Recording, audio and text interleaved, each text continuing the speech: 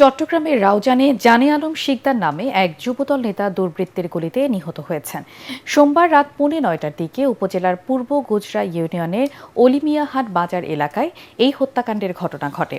জানে আলম শিকদার অলিমিয়াহাট বাজার থেকে বাড়ির কাছাকাছি পৌঁছালে দুর্বৃত্তরা মোটরসাইকেলে এসে তাকে গুলি করে পালিয়ে যায়। এতে জানে আলম শিকদারের বুকে ও শরীরে বিভিন্ন স্থানে গুলি লাগে। পরে নগরীর এভার কেয়ার হাসপাতালে নেওয়া হলে কর্তব্যরত চিকিৎসক তাকে মৃত ঘোষণা করেন। জানে আলম বিএনপি নেতা সাবেক সংসদ সদস্য গিয়াসউদ্দিন কাদের চৌধুরীর অনুসারী এবং রাউজান উপজেলা যুবদলের সাবেক যুগ্ম আহ্বায়ক ছিলেন।